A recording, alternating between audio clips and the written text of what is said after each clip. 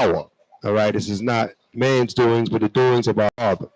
Okay, so without further ado, we're going to go right into Colossians 3, verse 17. Always giving thanks to the Most High in the name of Mashiach Yahushua.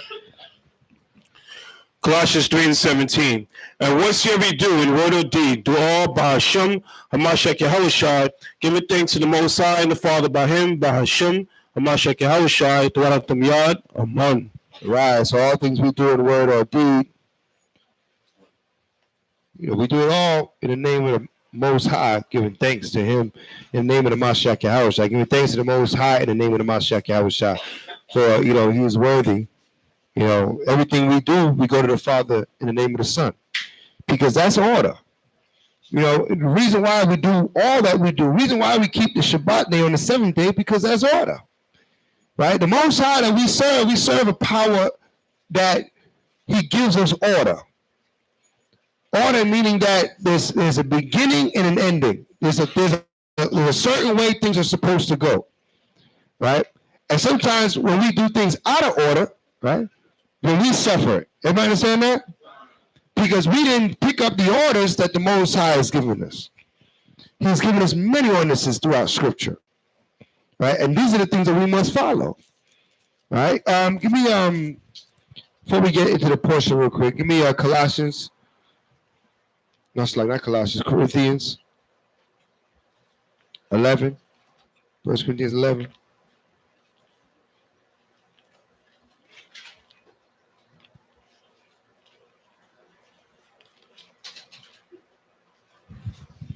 First Corinthians 11, verse 1. Be ye followers of me, even as I also am of a Mashiach Yahushua. Right, so Paul said, listen, follow me, because I'm following the Mashiach Yahushua. So what is he establishing here? Order, right? He's establishing order. He said, follow me as I'm following the Mashiach Yahushua. Read on. Now I praise you, brethren, that you remember me in all things. And keep the ordinances. Keep the what? The ordinances. Read on. As I delivered them to you. Right, so there's ordinances. Ordinances is a list of what? Orders, man. It all goes back to order. Right? We do things the way we feel, how we think, right? How we happen to feel at this particular time, we might be out of order. Right? We always have to revert back to the order. That's why he said, remember me. Remember the order as I deliver them to you. Okay? Don't do things your own order. Don't make up an order. Remember the order that I'm delivering to you. Read on. But I would have you know, right, that the head of every man, come on, is a Mashiach Yahushua. The head of every man is a Mashiach Yahushua. Everybody understand that? Right? Don't let nobody tell you nothing different. Man. All our heads is a Mashiach Yahushua. The man head is a Mashiach Yahushua. There's no man that the Mashiach is not above him. All right? Read. And the head of the woman, come on, is the man. And the head of the woman is the man. All right? Everybody understand that? Right? The head of the woman is the man. Okay? So we had order in our nation. Right? Our nation already had an order. The men had the rulership, right? Positions over our women, our children, everything, right? That's the order of the nation. Okay, read. And the head of the Mashiach Yahushua, and the Mashiach's head, read, is the Most High. Is the Most High. So even the Mashiach Yahushua, with all the power that he has a head. He has one that he has to answer up to. What does it mean to have a head? What does that mean, the head? If we put it out there, the head, what does that mean, the head? A leader. Exactly. A leader. Okay? If you can't be led, right, then you can't be followed. Everybody understand that? Right? So, he has a leader, one that gives him instruction. The Most High gives Yahushua instruction, Yahushua gives man instruction. Right? Now, as men, he gave us instruction to how to dwell down here, and as women and children, how to dwell down here. Right?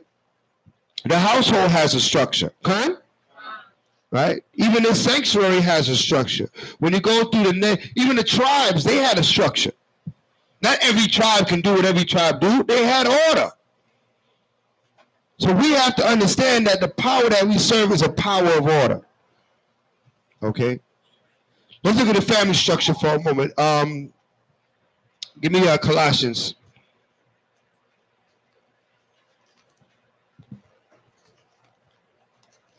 (3 and 18).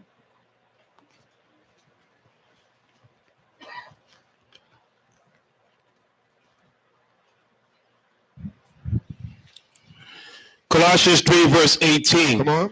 Wives, submit yourselves unto your own husbands, right? As it is fit in the Most High, Mashiach Yahushua. Right, as it is fit in the Most High. So, wives, submit yourself unto your husbands, as it is fit in the Most High. So that shows what? That's reflecting what? It's reflecting what? Order. Right? So it's not saying that the man is to subdue the wife. It said the wife is to subdue her own self. Everybody understand that? She's supposed to submit herself unto her husband, not the man supposed to overpower the wife. That's backwards. Everybody understand that? Okay. So it said, wives, submit yourself unto your own husband as it seemed fit in the Lord. Just the way the Lord told you to do it. Right? Read on. Husbands, love your wives, right? And be not bitter against them. Right. So husbands, you have a position of authority, and you use that authority to do what to your wife? Do what? Is that what the scripture said? What is that to do? What is that to do? What is that to do? Right. He told you to love. Now we can get into the details of love, like you saying being righteous and these type of things. These are the details of love. But he instructed you, husbands, love your wives and don't be what? Don't be bitter. That means what? Don't be wicked towards them. Don't be, how could you say, vindictive and resentful and have animosity and all these things. That's what the bitterness brings. Okay, that's what bitterness brings. So he's giving us instruction. Read on. Children. Read. Obey your parents. Obey your parents. Now we know that that's a lesson that our children learn through what? How do we get our children to obey us? You got to teach them. You got to correct them. It doesn't happen automatically. Everybody understand that? None of this happens automatically. All of this takes work. Everybody understand that? Right? Your children, if you leave your children to themselves, the scriptures say a child left himself will bring his parents to sorrow. That's what the scriptures say. Okay? So if you leave your children to themselves, they're not going to obey your word. You're not going to go, man, you're going to talk and you go, whatever. I'm doing me. Right? We do the same thing to our Heavenly Father. Until that judgment come down and everybody's scattering. Everybody, why am I going through this? Right? What's that? Why me? Why me? Right? We have to make sure that if we're not expecting more from our children, then the Most High should be expecting from us. All right? He has expectations for us. We need to walk in the same order that we want our children to walk in. Okay? So there's order coming from the top all the way down. Mashiach kept the orders of his father, right, until his death. Right? He suffered the cross, keeping the order. Right? How much of us are willing to suffer some discomfort to keep the order? Right? We got to think about that. Right? Give me Corinthians 14 and 40. Matter of fact, before you give me 14 and 40. That's good. That's good.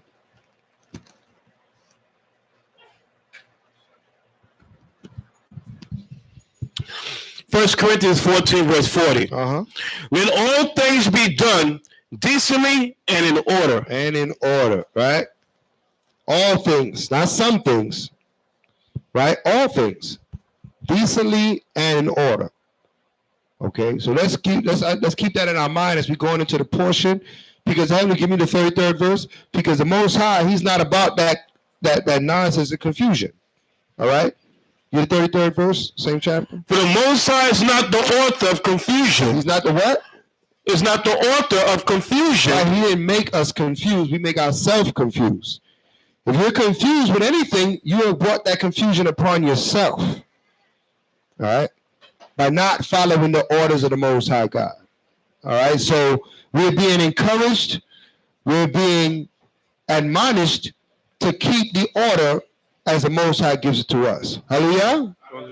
All right, so we're going to get into the portion. You want to finish? Okay, go ahead. Oh, you want to go through? Well, Colossians? I'll finish 33, then finish Colossians. Okay. It said, but the Most High is not an author of confusion, but of peace, as in all the churches of the saints. Right, so that's why when you come to the church of the saints, and that's where you are now, right? When you come to the church of the saints, you're going to hear about the order. You're not going to hear about things that are confusing, right?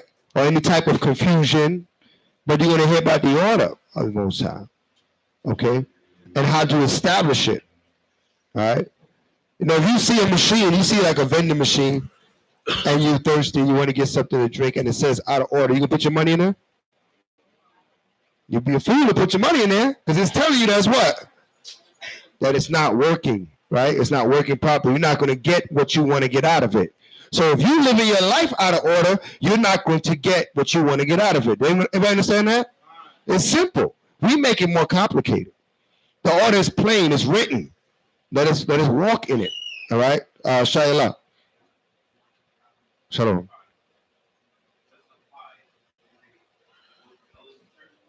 What is what? Right?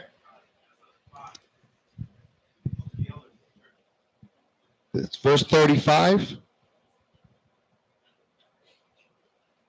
Okay, going into the order in the house of learning, right? Okay, we can read down. He's going to finish 33. Go ahead, read 34 and 35. So we got it.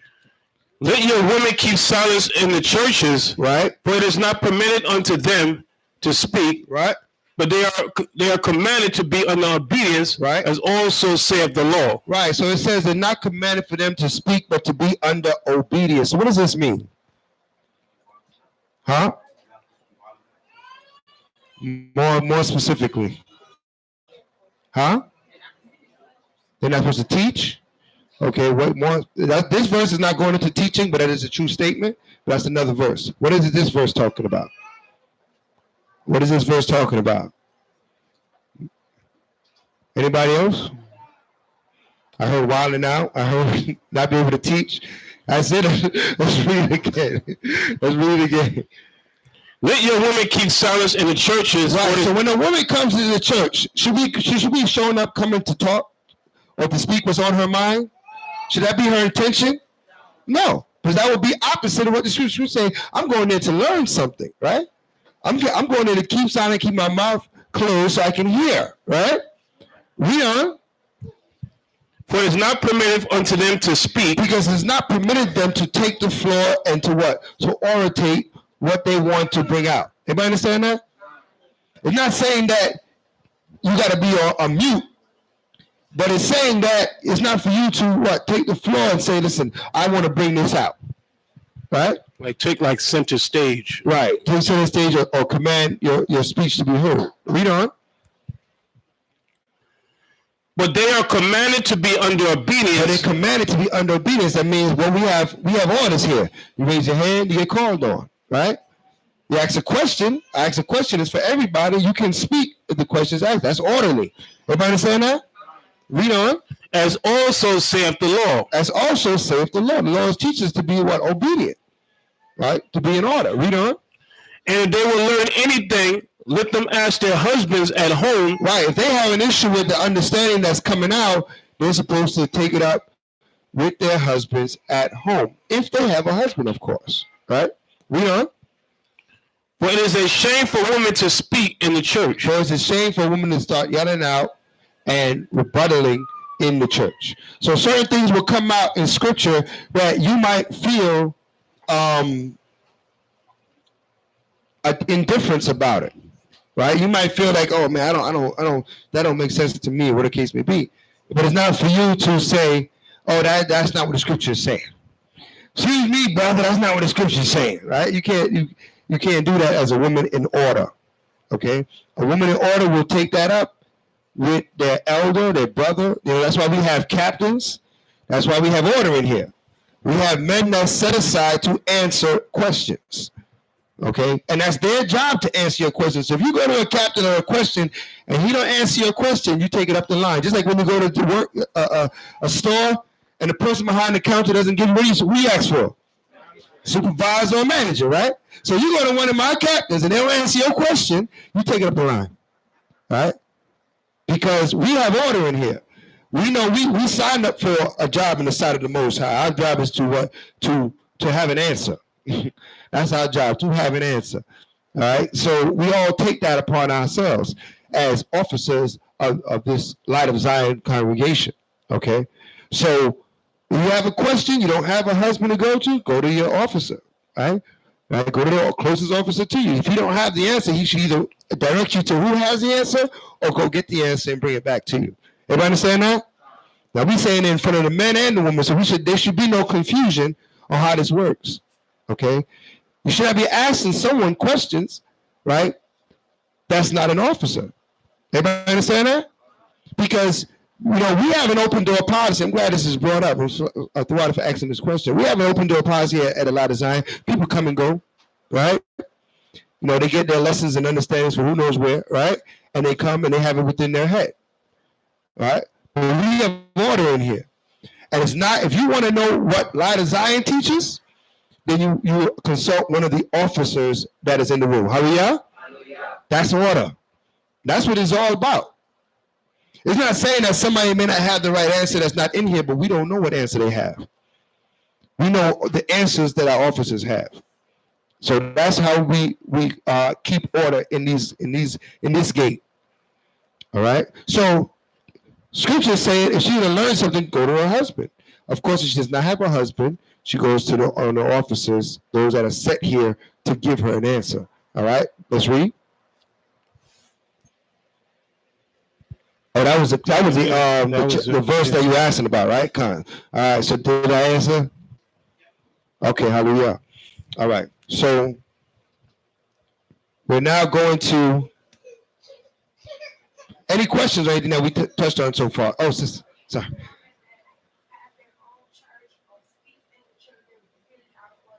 That's way out of order. Way out of order. Let's get that in the scriptures. All right, since it was brought up, huh? What a piece of you have.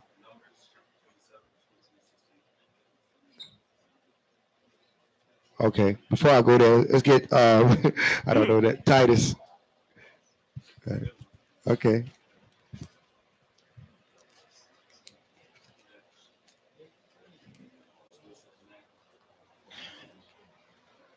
I'll look at it in a minute. Let's look at a woman's, her teaching, who she's supposed to be teaching, and who she's not supposed to be teaching. Okay? Titus 2, verse 1. But speak thou the things which become sound doctrine, that the aged men be sober, grave, temperate, sound in faith, in charity, and patience. The aged women likewise, that they be in behavior as become of holiness. Right. Not false accusers, not given to much wine, teachers of good things. Teachers of what? Of good things. So I don't want to say that a woman can't teach anything, right? Because if my mother didn't teach me certain things, I still wouldn't know it to this day, right? So the woman is to teach, but who she's supposed to teach and when she's supposed to teach is the question, right? So they said they're supposed to be teachers of good things, right? Read on. That they may teach the young women. They may teach who? The young women. So the sisters is supposed to teach our younger sisters. Everybody understand that? Our elder sisters have a duty in here as well. I mean, right now, this is all Most High bringing all this out right now, but we don't have it established as yet. But we do need order, right? When it comes to our, the imams of the congregation dealing with the younger sisters, because sometimes the younger sisters go to other younger sisters and may not get the right instruction, right? But we have our imams at the Lot of Zion. We will establish really soon, right, that there's an order even amongst our women. so that our young women coming in, or our young women, and I say young, I mean young to the truth.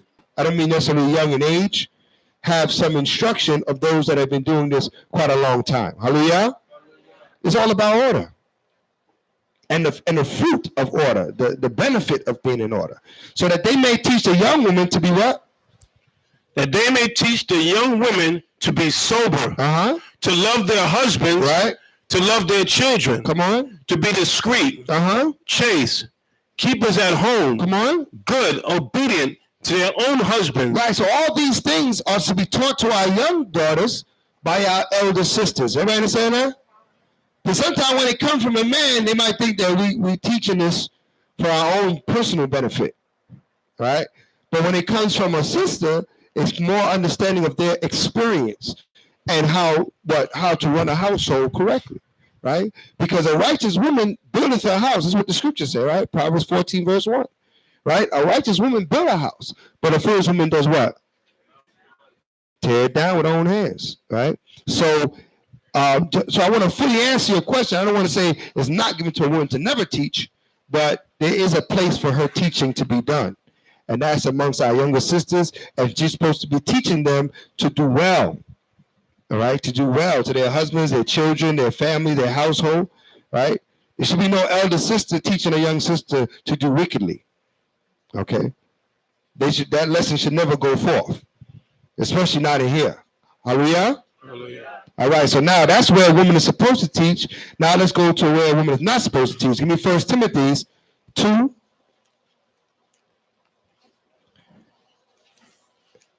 And 11, start with 11.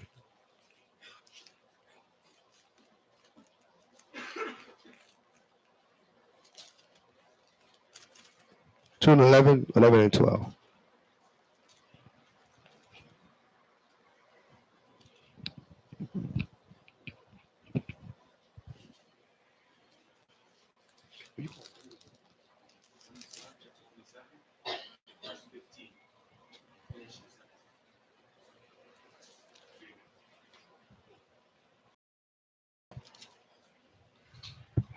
First Timothy 2, verse 11.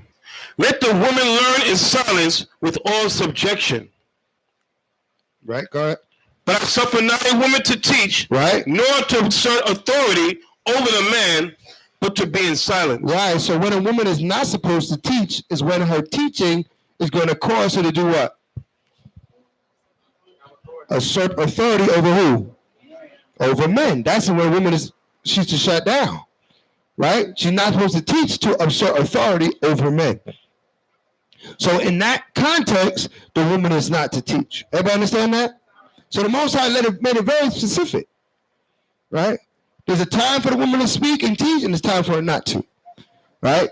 Oftentimes, through experience, the reason why a lot of women, they want to teach over congregations because they're not doing the other teaching. Right? They're not doing the other teaching, not teaching the young women and children. They're not taking that initiative to do so. Because if they were doing that, they would be too busy trying to assert authority over men. They don't have too much on their schedule, right? To be trying to teach men what they should and shouldn't be doing. Okay? So we have to keep that in mind. If we're not doing the first, don't even look to do this on the latter. Okay? Understand that your desire to do the latter is because you're not doing the first. Okay? So we need to establish that amongst our sisters, that you teaching our younger sisters and building them up in the spirit of the word, because they need guidance too, man. They got peer pressure. They got a lot of stuff they go against when they go to school. They go out to the work environment. They don't have many people around them telling them what's right. And if the only people that's telling them what's right is the man, right, then it sounds like it's something that's sexist. Thank you. That's what I'm looking for. Right? Right? Male chauvinistic teaching or something to that effect. It's supposed to be coming from our sisters, our daughters, our mothers to our daughters. All right. So we talk about an imam. Imam means mother. Okay, that's what that word means. So we have the imams of our congregation. We have the bait in the mater, or the banaf, which is the young women, the daughters. Okay, so the imams need to teach the amas or imams need to teach the bait or banafs how to move in the right spirit and take care of their households. This is order. Correct? Okay? And as for our mothers, our parents, they teach us everything. Our mothers teach us, our fathers teach us. They have a right to teach us everything. Okay? The mother and the father have order over the children. Everybody understand that? They're the teachers, man. They are our first teachers. They taught us how to walk, much less, how to even speak. They've been teaching us that long. So our mothers, our parents have order to teach us, from no matter what. Okay? So we never to dishonor our fathers or our mothers. Come? All right, so that's out of order. All right, so let's get the order. Let's get into the portion. Let's get the numbers. Numbers 27:15.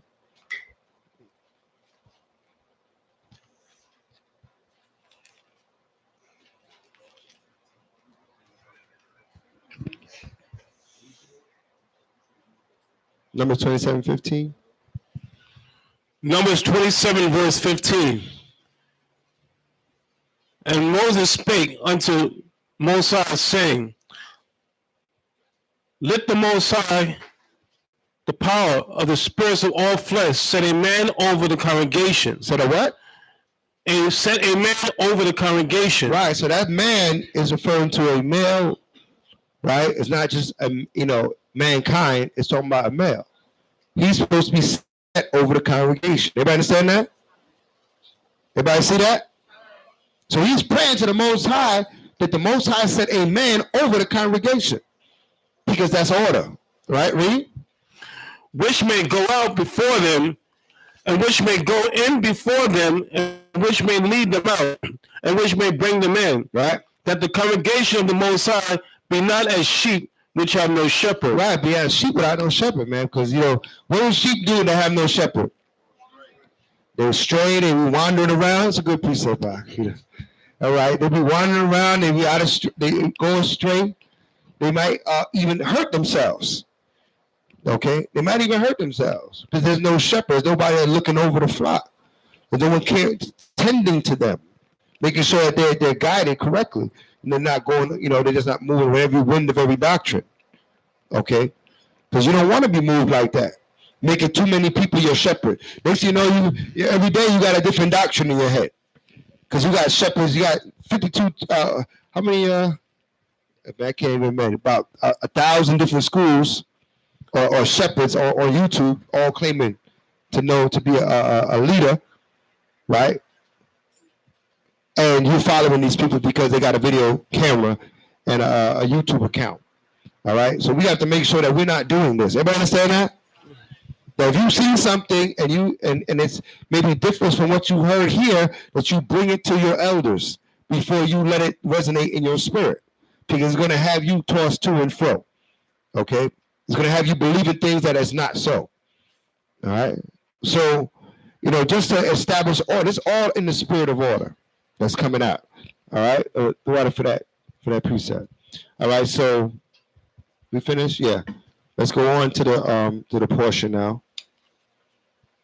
Hope I answered everybody's questions fully. All right.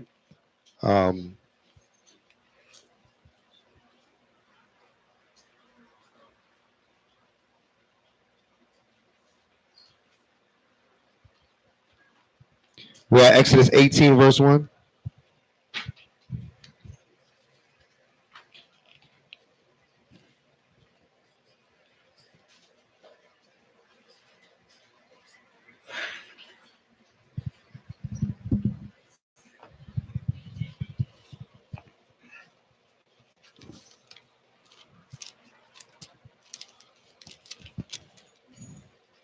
As we go into this portion, just keeping in remembrance and reflection of the things that we have touched on, because you want to see it manifest here in this portion. All right? The Most High has given us a lessons in order, all right, and how they must be done. Let's go. Exodus 18, verse 1. When Jethro, the priest of Midian, Moses' father-in-law, heard of all that the Most High had done for Moses, right, and for Israel, his people, and that the Most High brought Israel out of Egypt. Come on. Then Jethro, Moses' father-in-law, took Zipporah, Moses' wife, after he had sent her back, and her 2 sons, of which the name of the one was Gershom, for he said, I have been an alien in a strange land. And the name of the other was Eleazar. For the Most High power of my father said, he was my help, and delivered me from the sword of Pharaoh. And Jethro, Moses' father-in-law, came with his sons and his wife unto Moses in the wilderness, where he encamped at the mount of Yah. Right, so when Moses went forth to do his mission, did he take his wife and his children with him? Right? He went to go do a mission, a military mission for the nation of Israel. He went to go stand before Pharaoh. He did not take his wife and his children with him. That would have been out of order. All right? So he went to go fight for the nation of Israel. Now, it was a spiritual battle, but still was a battle, right? You had to show forth his power. The Most High hardened Pharaoh's heart. He had to go back and forth with Pharaoh with his mighty men and stand in the courts of Pharaoh. So now that mission is completed, he got what? Reunited with his wife and his children. Okay, let's read. Yeah, a lot of times when we do a street ministry, the first thing they say, well, how come we don't see any women out here? Right. You understand? So that we're doing what our forefathers in the scriptures do. When we go out to war, there's only men there. Okay, so we're showing how the Most High has a different purpose. We read earlier about the order, like the father, the wife, the children, everybody play their purpose in the kingdom. So we're out there in the front line doing the ministry. That's why we only have the men there, okay, doing the work of the Most High. 6th verse. And he said unto Moses, thy father-in-law Jethro am come unto thee, and thy wife, and her 2 sons with her. Come on. And Moses went out to meet his father-in-law and did obeisances and kissed him, and they asked each other of their welfare, and they came into the tent. Right. So what? He showed respect unto who? His father-in-law. All right. So when you marry a woman, her father becomes your father as well. You understand that? Right? As men, her father is your father. As women, his father is your father. All right? It's not, did you see James or whatever his name is? Right? You know what I mean? He is your father too. You have that same respect. Everybody understand that? This is bringing honor back to us as a people, because a long time we lost these things.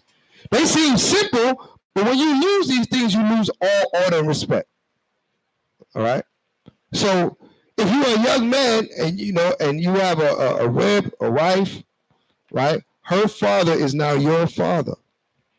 Okay? You are to honor him just that way, just that same way. Right? Even here, Jethro was of what? Midian. He wasn't of Israel. But he still had to honor and respect for him, because he's his wife's father, his father-in-law. Okay?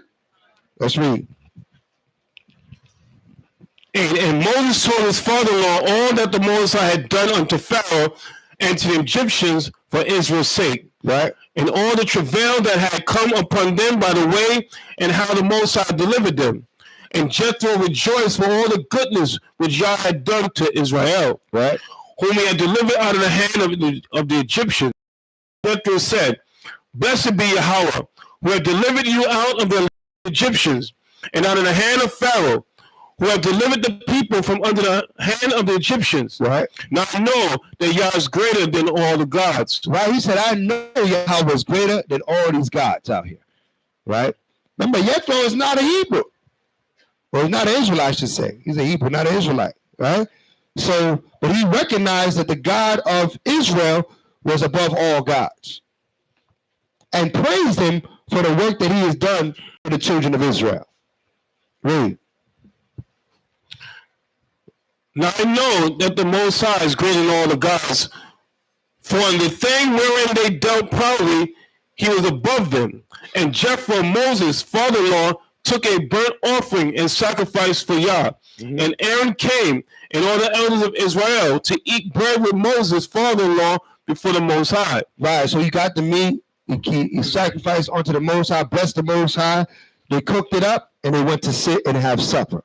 Okay, they were to eat of this sacrifice unto the Most High. Read. For it came to pass on the morrow that Moses sat to judge the people, and the people stood by Moses from the morning until the even. Right. And when Moses' father-in-law saw all that he did to the people, he said, What is this thing that thou doest to the people? Why sittest thou thyself alone, and all the people stand by thee from morning until even? So what was Moses doing? When he said he went to judge the people, what was he doing? Noah? Can I say it loud?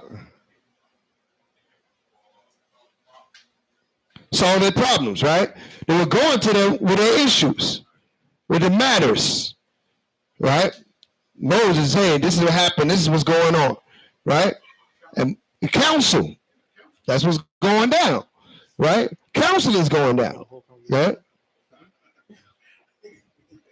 Say it louder.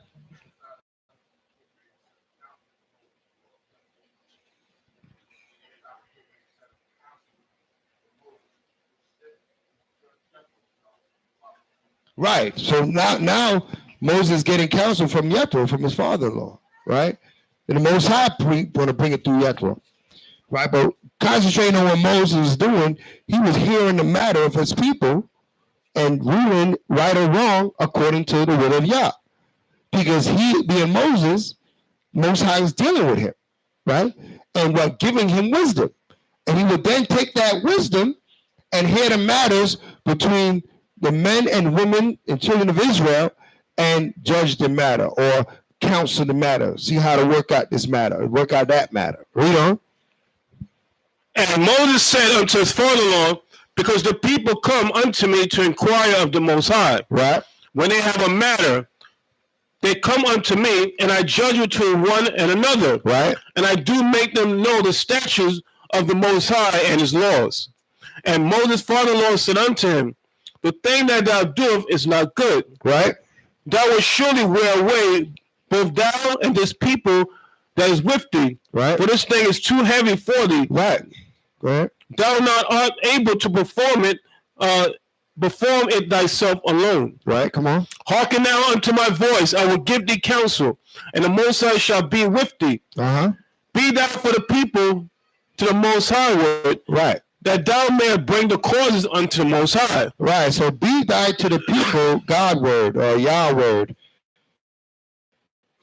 that thou mayest bring the causes to Yahweh. Right. So what is he telling Moses to do? Right. Create a order.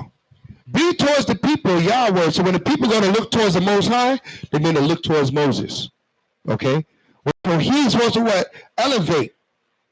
And then set an order, right? So he said, be towards the people, Yah word. So don't stand between them and the Most High, but you got to set this order in front of you. Read on.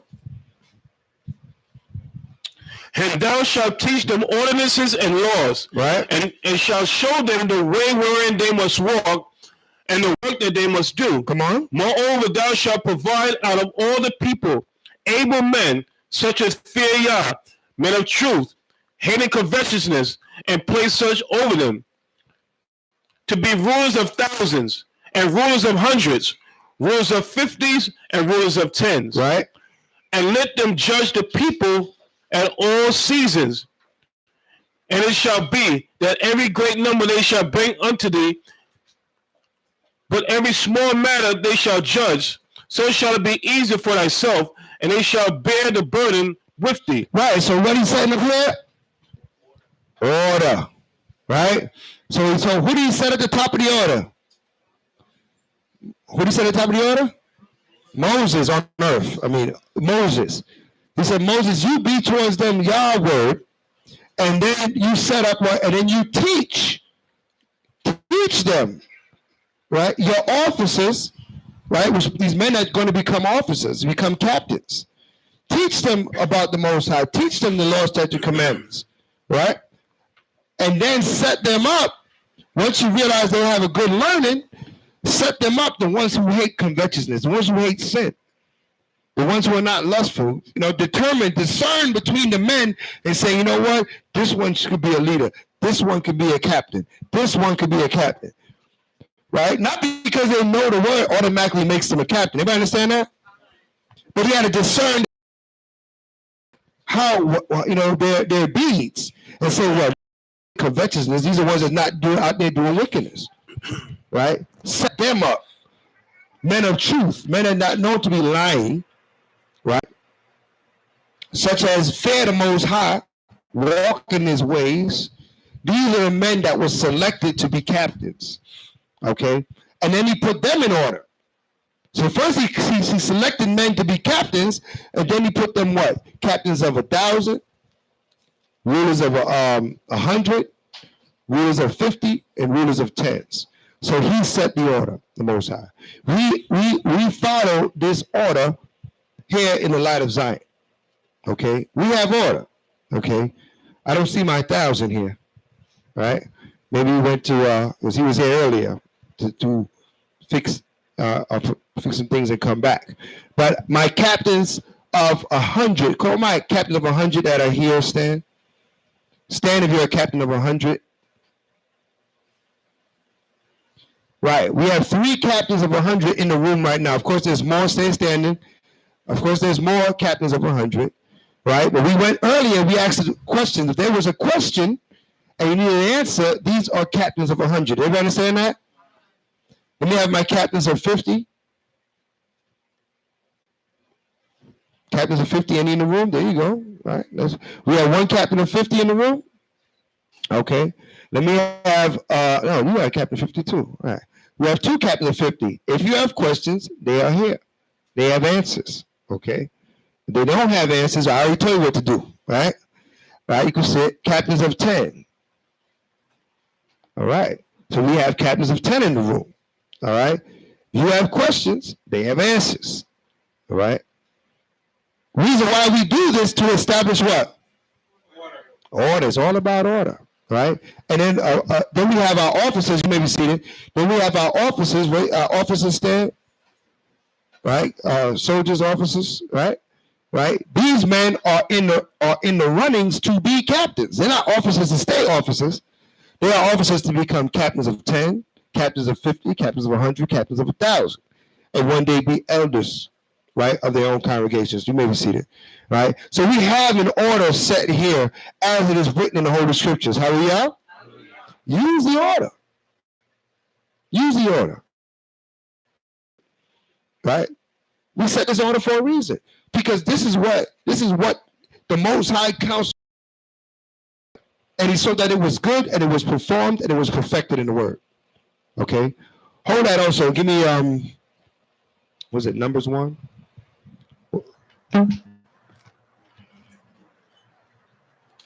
Numbers 1 in verse 18.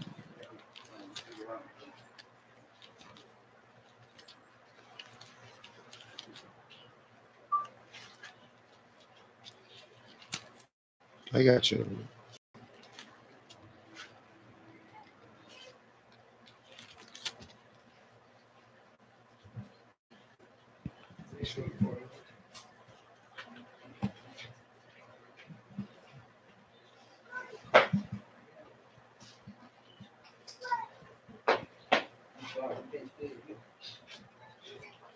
One in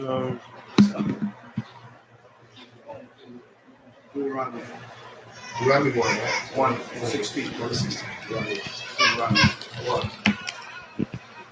Deuteronomy 1 and 16. Go up a little bit.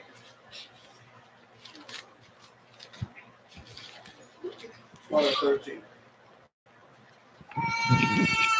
Come on, Deuteronomy 1 and 13. Get Deuteronomy 1 and 13. Let's see, after that Yethro gave Moses advice, let's see if it was established. It was established in Israel from that point on. Let's get it. Deuteronomy 1 verse 13. Take you wise men and understanding, and known among your tribes, and I will make them rulers over you. You'll make them what? Rulers over you. Rulers over you. So now we understand what this ruler is supposed to do. What is this ruler supposed to do? What is supposed to do? And what does the head do? They do what? Give instruction. Of course, they lead by example, but they give instruction. They do what Moses was doing. right? Moses was hearing the matter of all the people. Jethro said, this is not good. You need to multiply this. You need to get more people under you to do this work. So that the leaders are supposed to be doing what Moses was doing. Everybody understand that? Right? They ain't supposed to come up with their own thing. Right? They're supposed to be doing what Moses was doing. Moses led us and taught us of the will of the Most High. Okay? We had an issue, we went to him. He set up officers to do the same thing. Right? So you should have a good relationship with your officers, with your captains. Right? Read. And he answered me and said, the thing which thou doest hast spoken is good for us to do. So I took the chief of your tribes, wise men and known, and made them heads over you, captains over thousands, and captains over hundreds, and captains over 50s, and captains over 10s, and officers among your tribes. Right, so this is exactly what we do here at the Light of Zion. This is the order. If somebody tell you that this is not necessary or you shouldn't have to do that, they're off already. Right, the Most High gave us this. Read on. And I charge your judges at that time, saying, right, hear the cause between your brethren, and judge righteously between every man and his brother, and a stranger that is with him. So what are the rulers supposed to do? Judge righteously. Right? Hear the matters. Counsel. That is the job of rulers. Some people say ruler just tell people what to do. Right? Go do this, or exalt themselves. That's not what it's about. Everybody understand that? It's not about, I'm the ruler, I'm above you. It's about me, what? The Most High invest this knowledge, wisdom into me. Let me help you. Let me guide you. And one day you will guide someone else. Right? This is the order of being a ruler, having a captainship, having a officership in the Most High, in Yasharallah, and in the Light of Zion. We don't differ from what the word said. Read.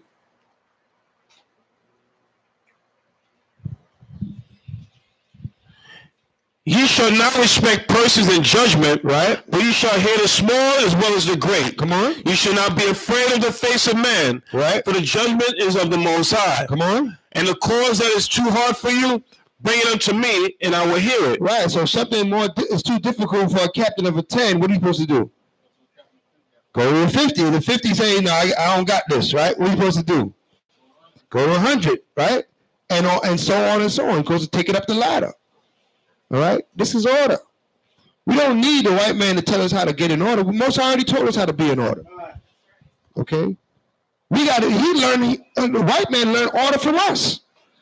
These laws supersede his laws. They come way before his laws. So we're people that were set in order way before these other nations were set in order. Okay, government established. Okay. And the deed of the government was to what? To make sure the people are well. That they do well and that they prosper for their good deeds in the sight of the Most High. If you want to do wickedly, it shouldn't be out of the orders from one of your captains. Your captain should be ordering you to do well, to do what's right in the sight of the Most High. Okay? That responsibility falls upon all officership. Okay? Let's read. And I commanded you at that time all the things which you should do. Right. So, and we've been commanded as officers to not have respective persons. Right. What does that mean, respective persons? What does that mean? Right. Or have what? One law, for one person that the other person doesn't have to follow. No, it's we all, if we sin, we done wrong. Right is right, wrong is wrong. Everybody understand that? That's it. So that's the order Most High set before us. Okay. And judge righteous judgment. So we understand that it's got to be judged. Our judgment's got to be according to what? Righteousness. What is righteousness? The law, statute, commandments. We can't tell you something is right if it's against the laws of the Heavenly Father. We must tell you that it's wrong. Everybody understand that? All right. So somebody saying the person's being harsh or whatever it can be, if it's not according to the commandments, it is wrong. And that's what that we have a responsibility in the sight of the Most High to tell you that, right? And to instruct you to do well, do right in the sight of the Most High, right? So Let's go back. We read Numbers. You read. No, we didn't read Numbers. What was you was talking about? 1-26. Isaiah. Khan. Shayla. Isaiah 1-26. Let me get that. Go ahead. Say it louder. Midian, right? No. They were Hebrew, but they were not Israel. They were Hebrews, but they were not Israel. They came out of Abraham, but they didn't come out of Isaac.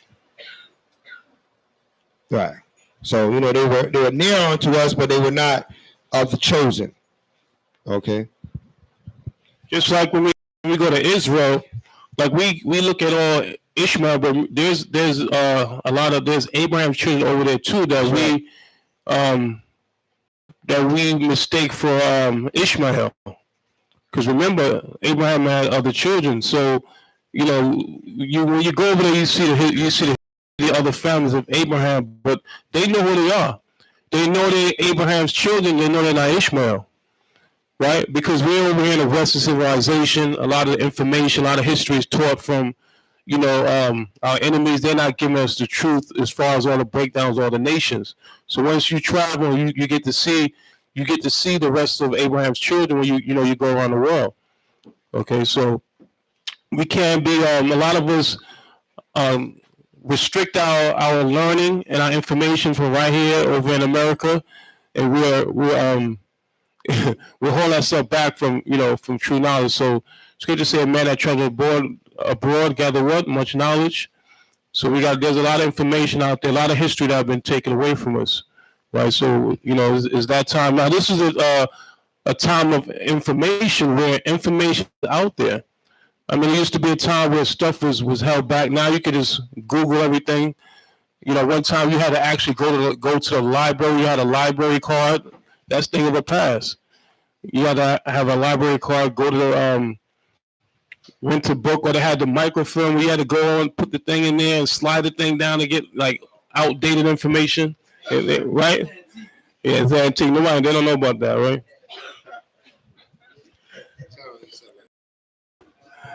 Yeah, that dark room down there in the bottom of the library.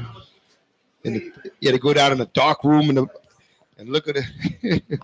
The archives. Archives.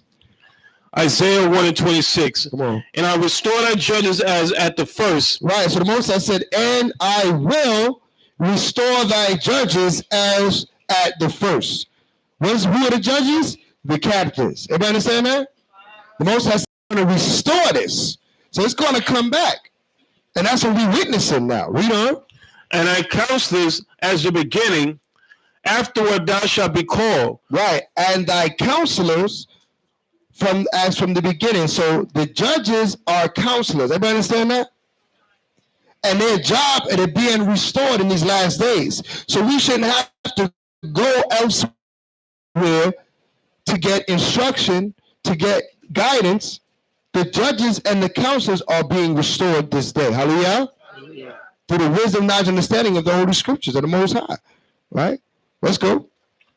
Afterward thou shalt be called the city of righteousness, the faithful city. Come on. Zion shall be redeemed with judgment, and their converse with righteousness. Read on. And the destruction of the transgressions and of the sinners shall be together, and they that forsake the Most High shall be consumed. Right, so all those that want to go contrary shall be consumed.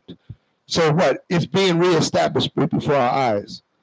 All right, so all praises be to the Most High. Good verse. All right, let's go back now. 2 in a row. Right, 2 in a row, man. He's on fire today. All right. Let's go back to Ezekiel. To Exodus. Slakia. Exodus 18 and 24. So Moses hearkened to the voice of his father-in-law and did all that he had said. And Moses chose able men out of all Israel and made them heads over the people, rulers of thousands, rulers of hundreds, rulers of fifties, and rulers of tens. And they judged the people at all seasons. The hard causes they brought unto Moses, but every small matter they judged themselves. And Moses let his father-in-law depart, and he went his way into his own land. 19. In the third month, when the children of Israel were gone forth out of the land of Egypt, the same day came they into the wilderness of Sinai. For they were departed from Rephidim and were come to the desert of Sinai and had pitched in the wilderness. And there Israel camped before the mount. And Moses went up unto the Most High, and Yah called unto him out of the mountain, saying, Thou shalt say in the house of Yahweh, and tell the children of Israel, Ye have seen what I did unto the Egyptians, and how I bare you on eagle's wings, and brought you unto myself. Now therefore, if you will obey my voice indeed, and keep my covenant, then you shall be a peculiar treasure unto me above all people, for all the earth is mine. And you shall be unto me a kingdom of priests, and a holy nation. These are the words which thou shalt speak unto the children of Israel. Right, so we should be a kingdom of priests and holy nation. What does that mean? That we all, it was for the Most High, that we all should know the Most High. We should all know his ordinances. Whether you aspire to teach his word or not, you just want to, just deal with your family, you just want to, just be a brother and dwell, you're still supposed to know this word. Okay? We all should be studying these precepts. You understand that? Right? It's not just for those that go forth and teach, it's for everyone to know the precept. He said we shall be a kingdom of priests. Meaning we should all know the way of the Most High. We should all know what he said according to the word. Right? Because what comes out of a priest's mouth? Right? Let's get it real quick. Get Joshua. Smoke. Malachi 2 and 7. Priest's mouth. Malachi 2 and 7.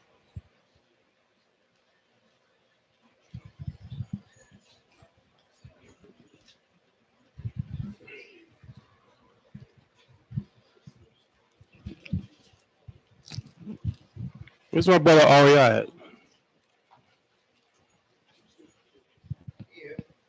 Oh, he's hiding.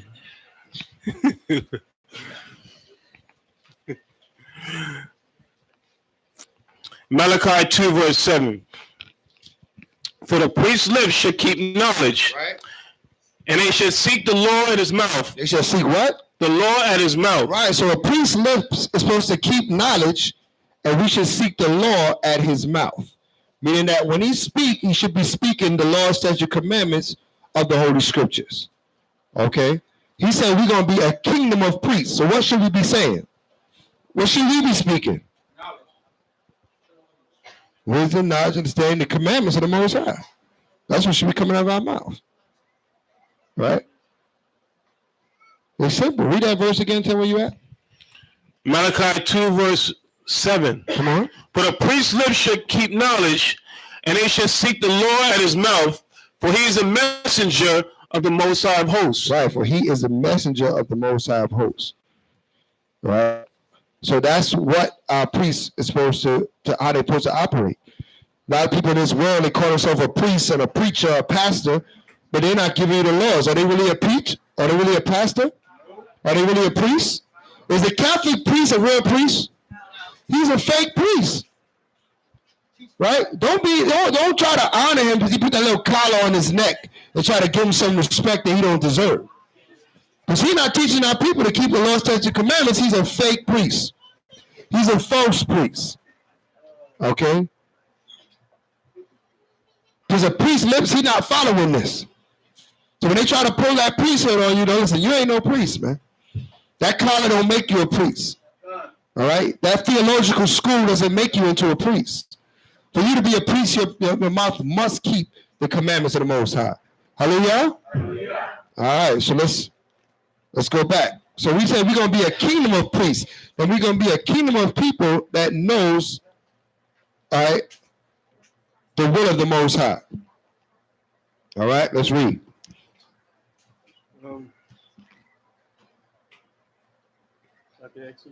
Back to Exodus. There's more there. There's more there in Malachi? No. Okay. Back to Exodus. Right now we're at Exodus 18. All right. 19 and verse 6. Exodus 19, verse 6. Shalom. Any Bibles? Let's see the Bible. The Bible is, yep, you got extra Bible down there? The choir, you got it? Okay, come on. All right. Right, we're in Exodus 19, verse 6. That's where we at. Hallelujah. Exodus 19 and 6. And it shall be unto me a king, and you shall be unto me a kingdom of priests, right. A holy nation. A holy nation, come on. These are the words which thou shalt speak unto the children of Israel. And Moses came and called for the elders of the people and laid before their faces all these words which the Most High commanded him. Come on. And all the people answered together and said, all that the Most High has spoken, we will do. And Moses returned the words of the people unto the Most High. Right, so we agreed to keep God's commandments. We agreed to this. He said, everything the Most High said, we're going to do that. All right? He said, we're going to do it. For a little bit. Right? Right? It's kind of like, we have like that attention deficit, ADD, right? You know what I mean? When the Most High spoke, he said, yeah, we're going to keep the commandments. And we did it for a little bit. And then we started to what? Forsake the way of the Most High. Right? But we have to make sure we stay on point, man, these last days, man. We got to stay on point. Father gave us this instruction. We got to follow it, man. There's so many blessings waiting for us that follow the way of the Most High, man. I don't know how we can give up, just let it go like that. Okay? All right? Just to root out, to have that spirit of sin upon us. All right, let's read.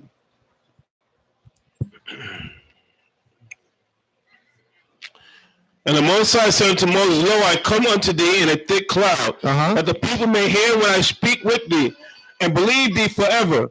And Moses told the words of the people unto the Most High. And the Most High said unto Moses, go unto the people and sanctify them today and tomorrow, and let them wash their clothes. And be ready against the third day. And the third day the Most High will come down in the sight of all the people upon Mount Sinai. And thou shalt set bounds unto the people round about, saying, take heed to yourselves, that ye go not up into the mount, or touch the border of it. Whosoever touches the mount shall surely be put to death. Come on. There shall not be in hand touch it, but he shall surely be stoned, or shot through, whether it be beast or man. It shall not live. When the trumpet soundeth long, they shall come up to the mountain. And Moses went down from the mount unto the people, and sanctified the people, and they washed their clothes. Right. And he said unto the people, be ready against the third day. Right. Come not at your wives. Why did he say that? Come not at your wives. Why did he say that? Why did he say that? More? So you're not unclean. What makes you unclean? When he said come not at your wives, what with your wives would make you unclean? Huh? You said the menstrual? No. What's it? Okay, hey, thank you. You had me lost for a minute. I like the mission. Okay, right. You lost me for a moment. I was menstrual. The pleasure that comes with sleep, or we're talking about intercourse. All right, so intercourse will make you unclean. Why does intercourse make you unclean? Why does that? Seed of copulation. Let's get it real quick out of the law. So, all right, let's get it out of the law. The unclean laws. You got it? Leviticus 15, verse 16. Leviticus 15, verse 16. All right, so we understand why he made that statement, because somebody might say, when my wife make me unclean just by going next to her. Right? That's not what it's talking about. All right? It's talking about laying with your wife and having intercourse with your wife. It doesn't explain that, but it says for you to not go there because you've been sanctified. Sanctified means that you've been apart, you've been cleansed. So if you go lay with your woman, now you're going to become what? Unclean. You're going to lose that cleansing and that sanctification that you have just received. All right. So now let's look at it. Leviticus 15:16. Right. And if a man's seed of copulation go out from him, right, then he shall wash all his flesh in water and be unclean unto the even. Right. So if a man's seed of copulation go out for him, that's talking about he have intercourse, right, and his seed goes from him. Okay. Right. So this is a part of intercourse. Read on. And every garment and every skin wherein the seed of copulation shall be washed with water and be unclean unto the even. Right. So everything that his seed fall upon shall be unclean until the even. Everybody understand that? Read on. The woman also which whom man shall lie with seed of copulation, come on, they shall both bathe themselves in water, right, and be unclean unto the even. And you're unclean unto the even. So you're no longer in a sanctified state. Everybody understand that? There's certain things you can't do when you're unclean. It's not a sin to become unclean, but it's a sin to do certain things when you're unclean. Right? We can't come up here and teach this word unclean. Okay? That's a sin in the sight of the Most High. Right? We're not supposed to come amongst the congregation in a holy assembly if you're unclean. Okay? So this is why Moses told them to go not at their wives. Right. He must be unclean. That's right. When David wasn't at the new moon, historically, Saul said it must be that he's unclean. Right? Surely he is unclean, David said. Surely. As Saul said. Right? So we have to make sure that we understand the laws of cleanness and uncleanness. That we're not supposed to congregate when we're in an unclean state. Hallelujah? Any questions on that? See the copulation, good, sis.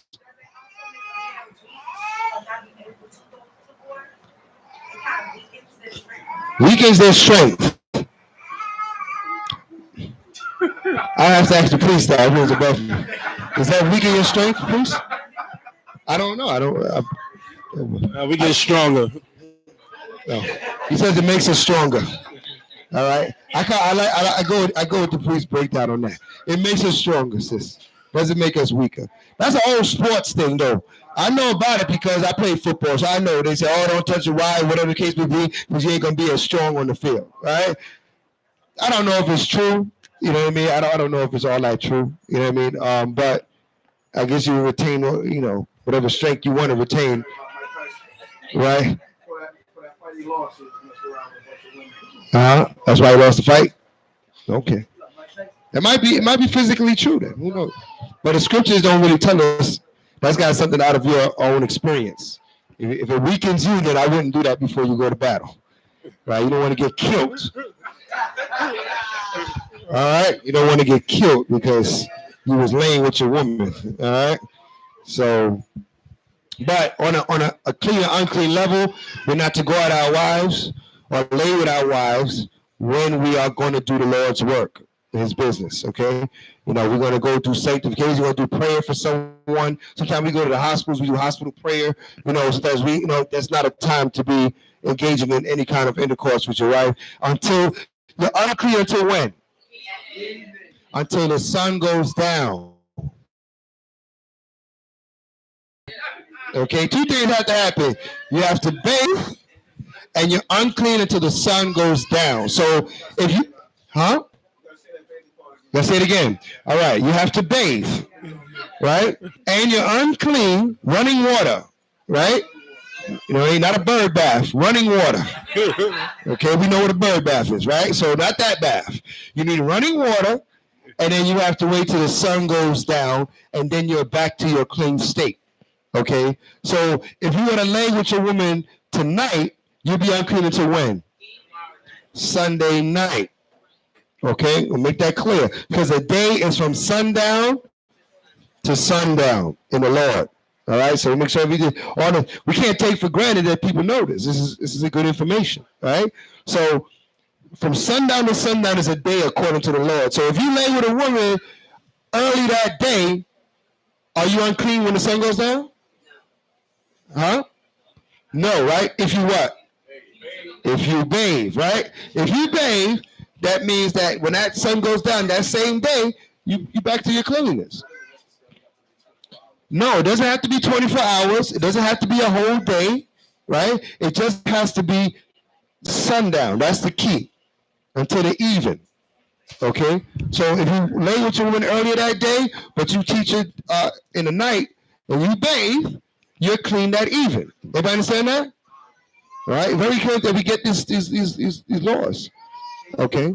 I mean, you have some people teaching that it's okay to have intercourse on the Sabbath. Right? Yep. So going through the Most High has set apart. I ain't scared to say it. I think it's foolery. All right, I ain't scared to say it, but I'll let it be. All right, but thanks for sorry you're not over there. But we gotta. And these are considered renowned, people. Not saying no names. You ain't heard it from me. But the Most High He gave us 6 days for ourselves, right? And all He asks us is for 1 day. So what if the Most High said, you know what, give me 6 days for myself, and only gave us only 1 day? Right. Right? So you tell me from that 1 day you can't abstain from your own pleasure on that 1 day that the Most High asked for Himself? Right.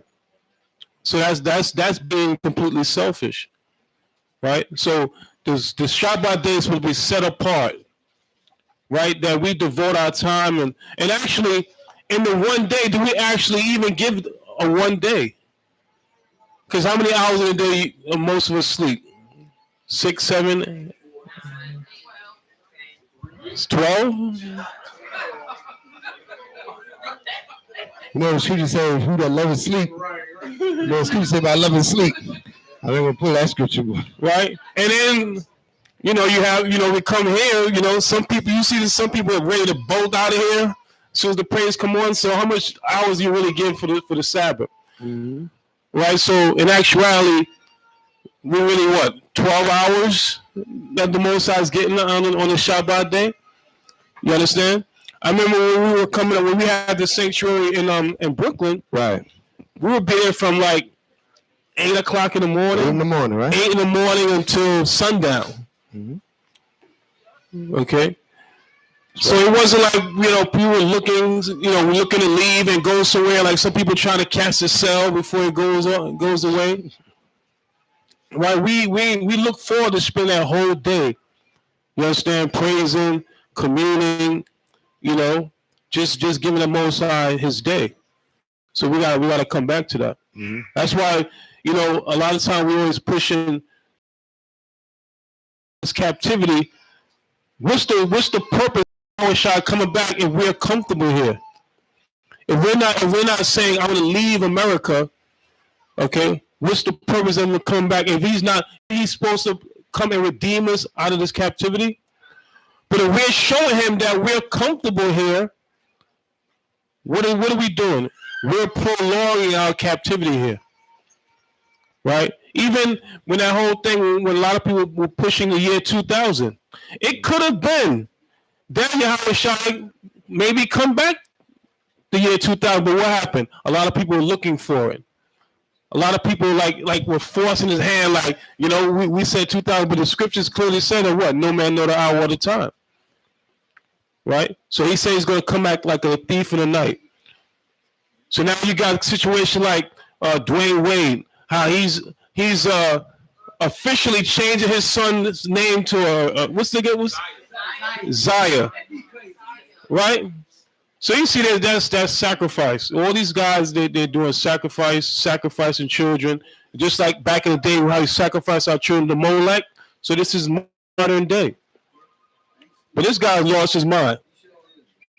Okay, how could an 11-year-old know that he's okay? So these pushes thing, because you see Dwayne Wade, he had nail polish on his toenails. He's getting a pedicure, getting polished. So all these people, and you have Gabriel Union, and a lot of these women, they just like when we had the thing in South Beach, when you had these our brothers, our homosexual tendencies. What was happening? We had the black women was cheering them on. They would train them on, say, let's like tell them, brother, like, what are you doing? But they want us to stay in this condition because why? They can continue to assert authority. Okay, we'll continue to be in this captivity. Okay, now I see why I think GMS teaches when the Mashiach come back, the black one's going to captivity. So I don't know why they teach that, right? But that's going back to order. You understand? And we can't be afraid of real order, that the Most High set up. But it's got to go back to order. Hallelujah. Yeah. So, establishing order is what the Most High, is giving us these commandments to do. And, that responsibility falls on all of us. Like we went over it earlier, our daughters, our imams, you got responsibility too. All right. You see our young, your young daughters, promoting and defending, this homosexual agenda. You're supposed to be correcting them too. Not just the men correcting their sons, but our mothers supposed to correct their daughters. Hallelujah. Yeah. Right? Because we are stomp it out from our people completely. All right. It's not acceptable on any side of the ball. All right. Yeah, Itazar.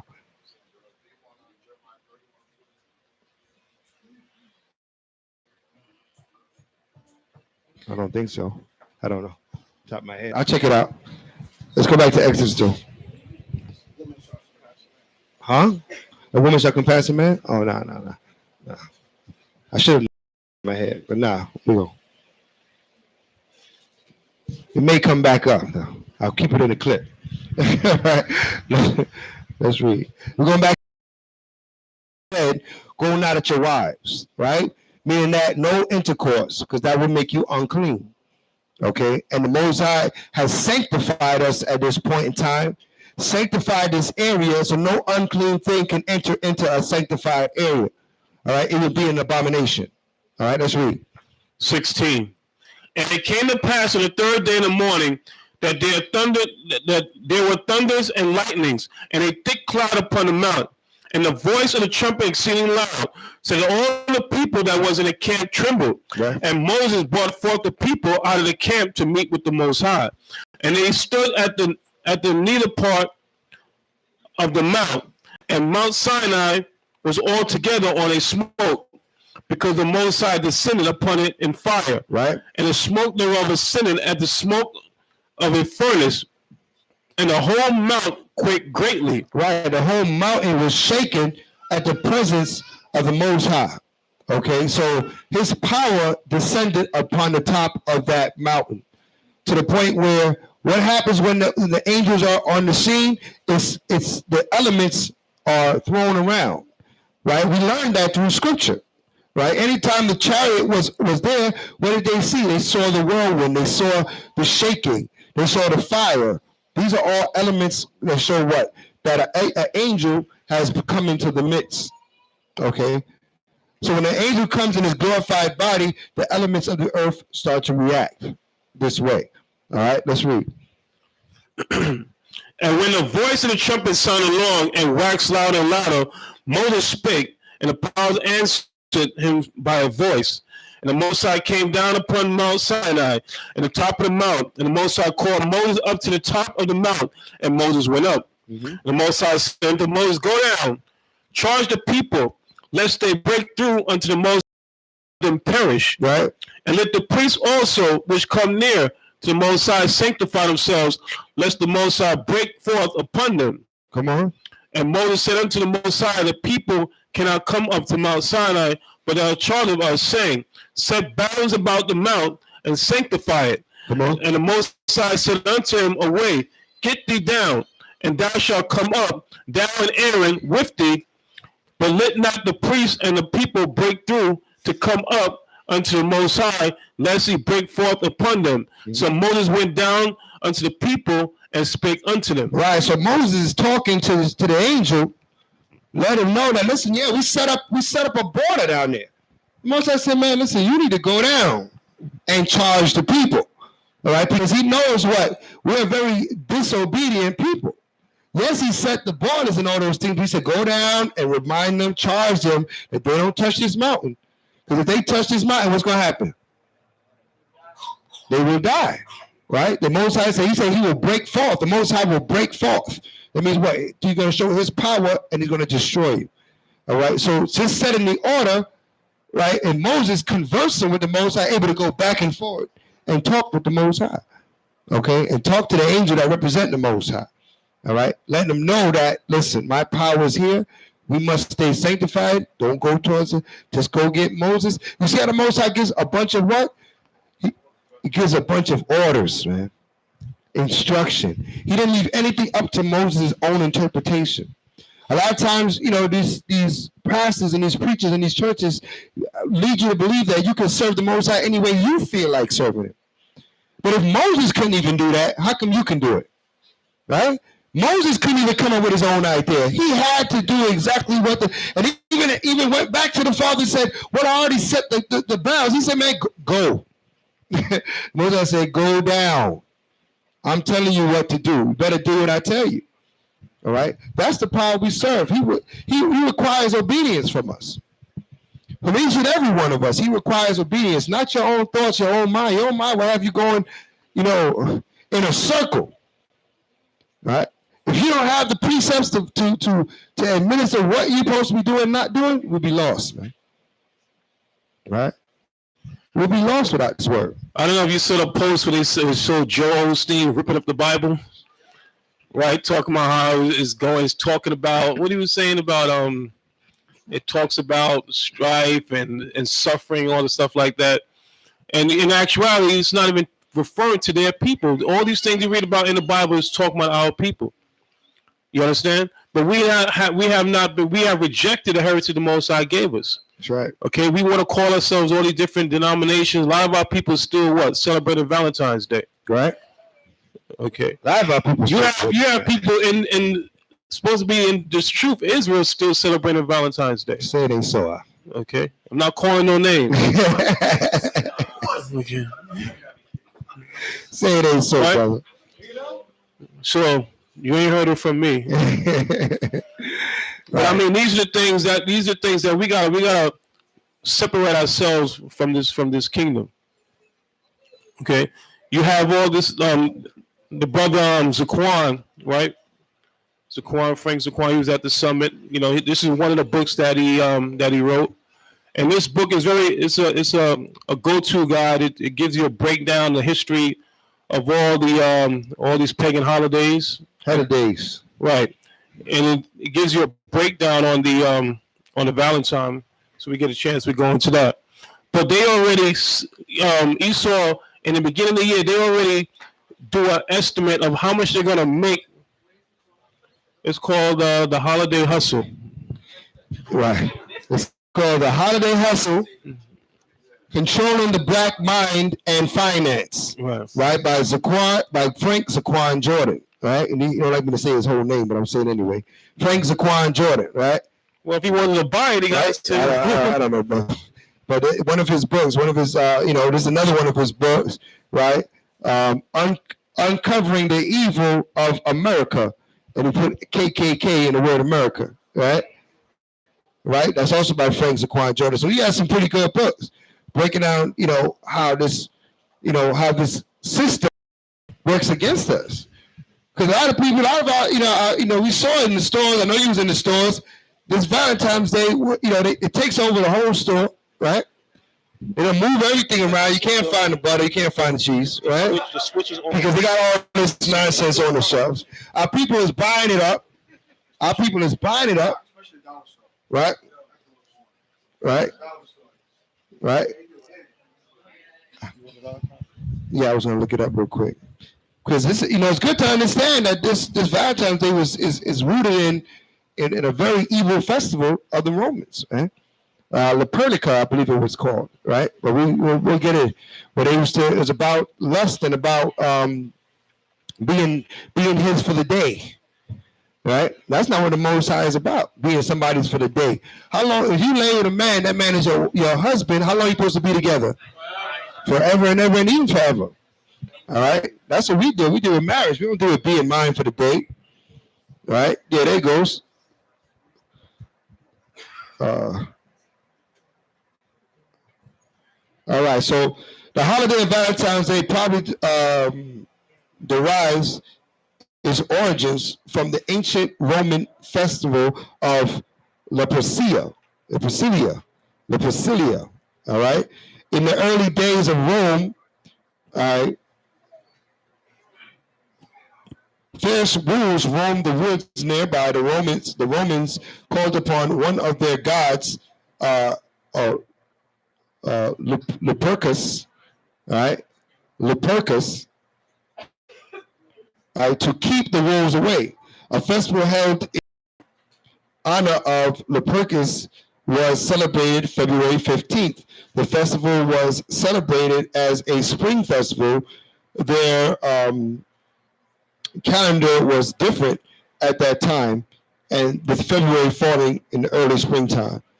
One of the customs of the young people was named drawing on the eve of the festival.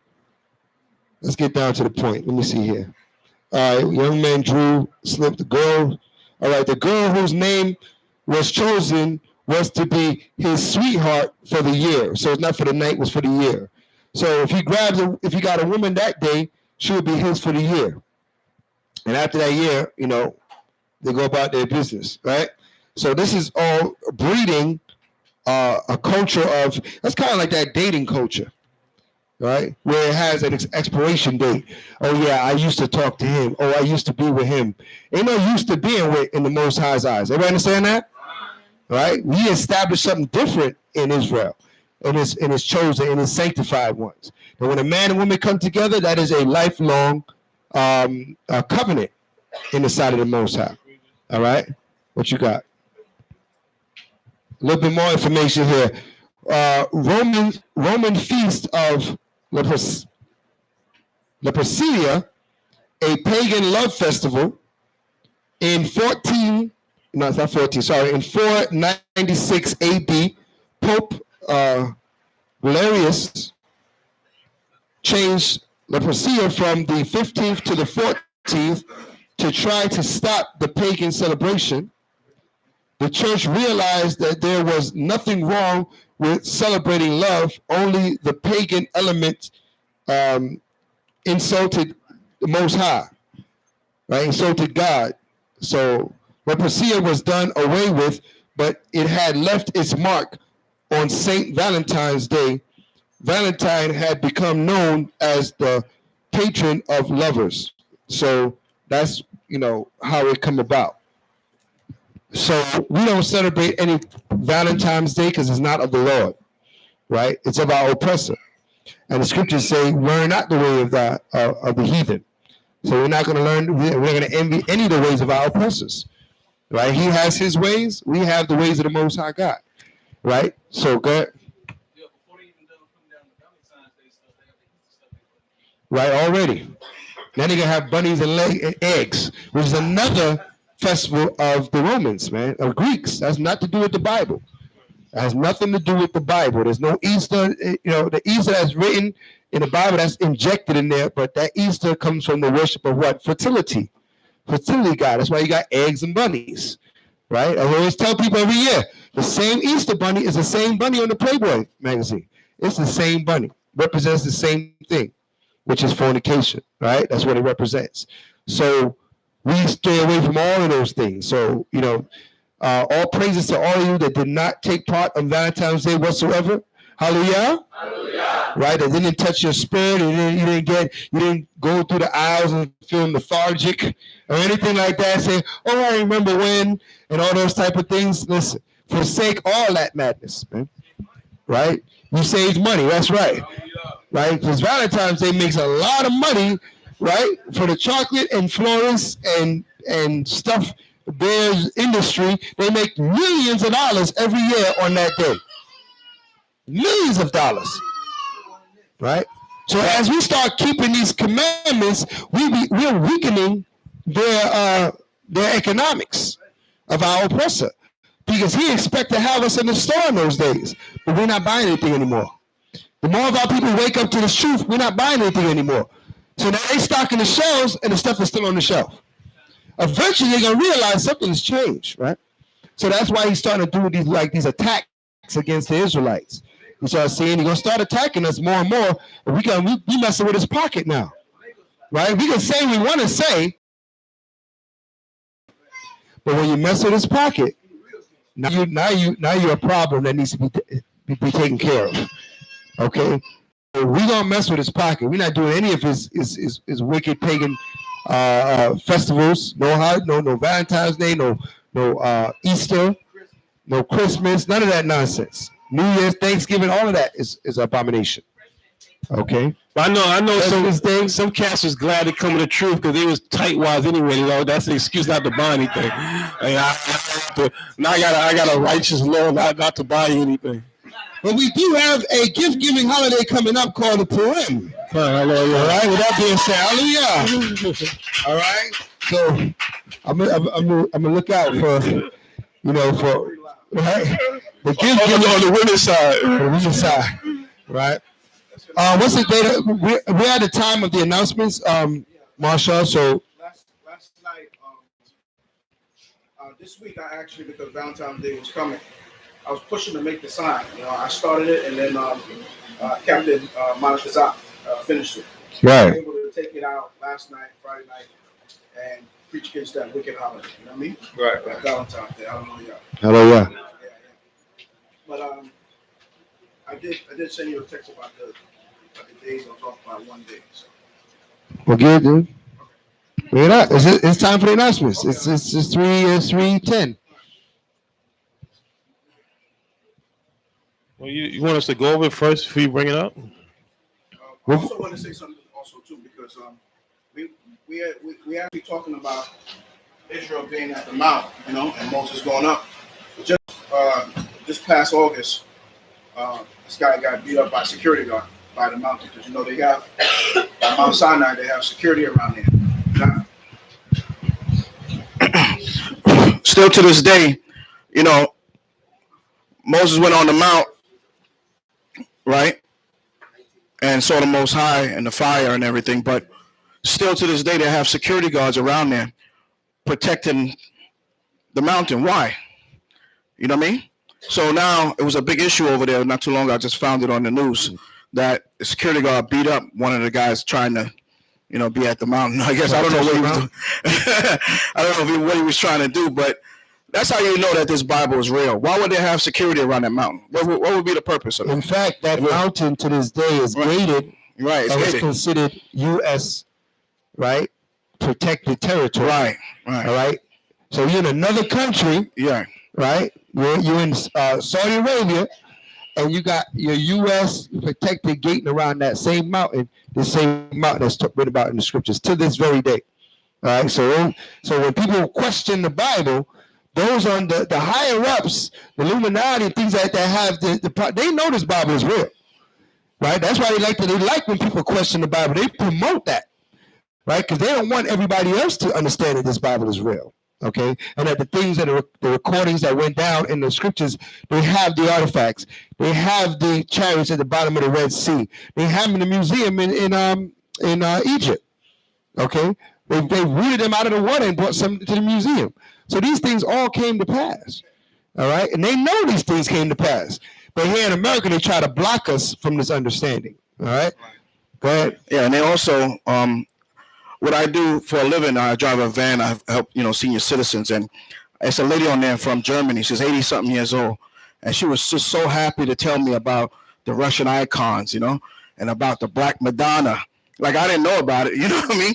I did know about it, of course, because coming in this truth, this is what you're going to learn. The truth about the Bible, that the prophets in the Bible, all the prophets are men, and all women and children are men and women and children of color.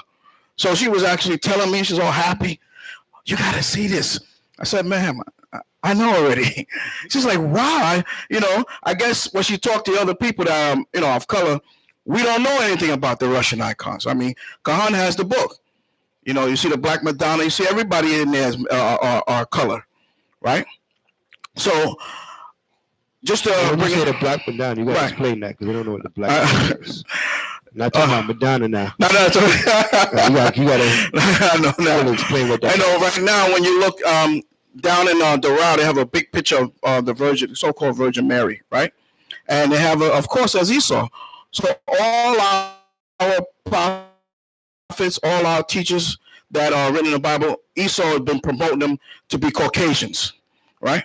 So when you look through this book, it shows you and tells you that all our men and all our women were children of color, right?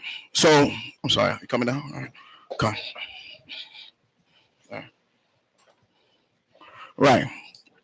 So I wasn't talking about Madonna like the singer, like a virgin, I wasn't talking about her, but I'm talking about, the actual Mary that we read about in the scriptures, with her name is really Miriam, right, in the Hebrew.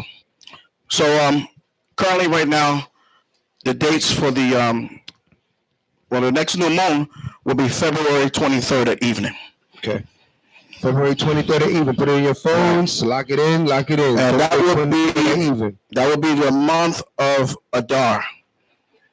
Okay, the month of Adar. What month of the year is the month of Adar? Somebody said the first. What month is the month of Adar? The 12th month of the year. 12th month of the year. Go ahead. Right. So we'll be keeping the Nicanor March 6th and the Purim March 7th and March 8th. I know. That's what I was telling them. That's what I just mentioned. I was off by one day, so I had to adjust all the rest of the calendar before I make a new calendar. Yeah. What is the what? When is the last new moon? Of what? Of this? You said it. Yeah. Yeah. Mm-hmm. February 23rd, right? This month, February 23rd at evening, will be the first day of the month Adar, which is the 12th month of the year. Which is the last month of this year. Okay. When we go into March 23rd, that would be the first month of the year, the month Abib. Right? Right. That's our new year. Okay? So remember, March 7th and March 8th will be Purim. Yes. So February 23rd, that's the last day. February 23rd is the first day at evening. It's the last. The first day of the last month of the year.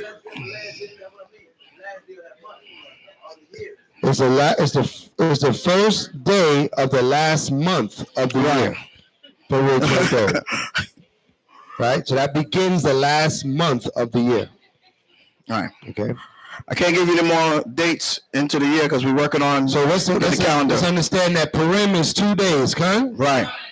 Right. What are the 2 days of Purim? Right. The 7th and the 8th. Mm-hmm. Okay. Purim is the 7th and 8th. But Purim will not be held here.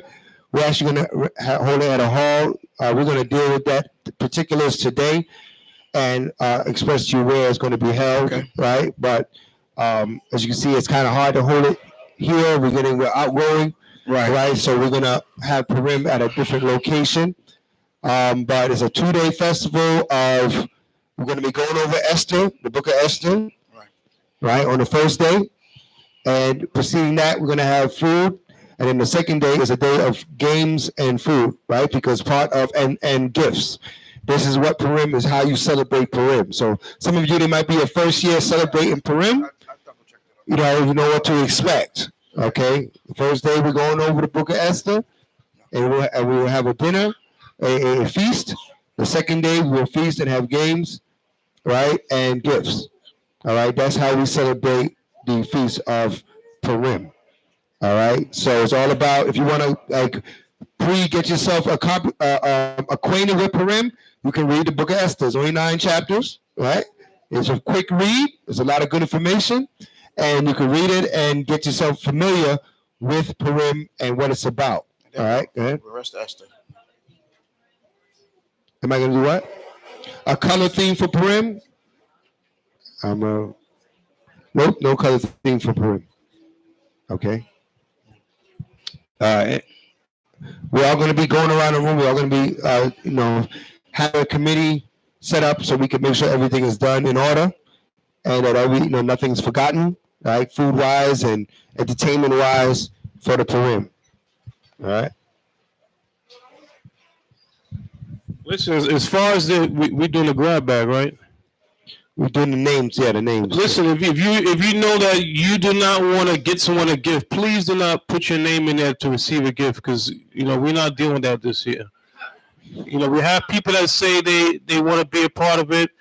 They don't show up. I mean, we're not. This is something that's voluntary. So you don't have to take part. But if you say you want to take part of it, make sure that the person's name you pick that you actually bring because they're considering they're bringing a gift for someone else. So it's the spirit of the holiday. Make sure that you show up. You say you're going to be part of it. Show up and bring that person their gift. If you don't show up, send your gift. If you don't remember who you had, just send it to me.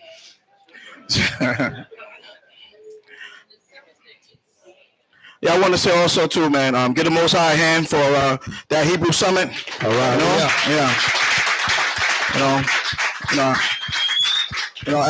As the elders of LOZ, we definitely want to extend our hand out to you guys. A lot of you that wasn't on the list to cook anything or bring anything, you actually participate and donate it and make sure that it came out a glorious day. Hallelujah. Hallelujah. Yeah. Praise y'all. Yeah, I didn't.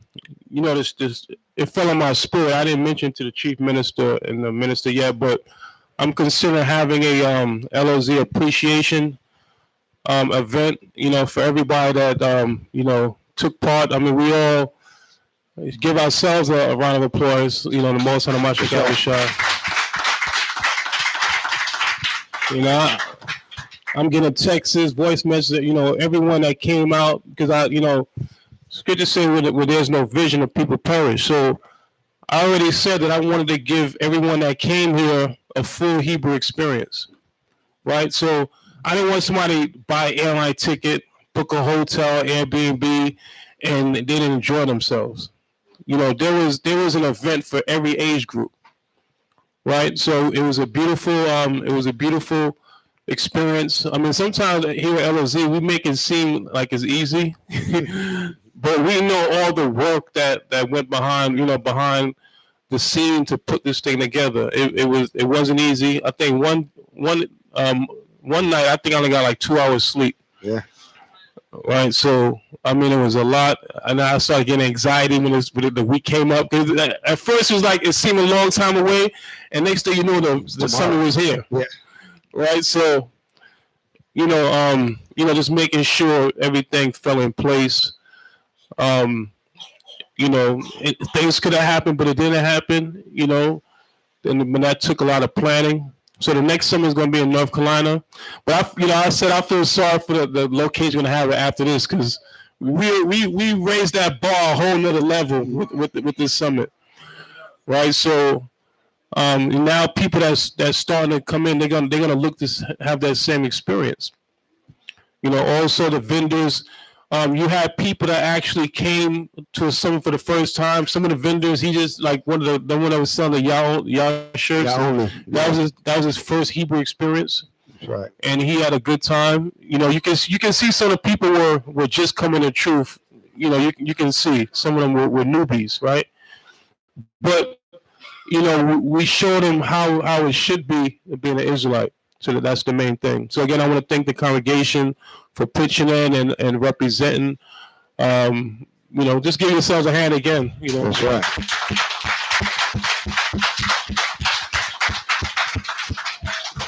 Right. So we're gonna put together that LOZ appreciation event.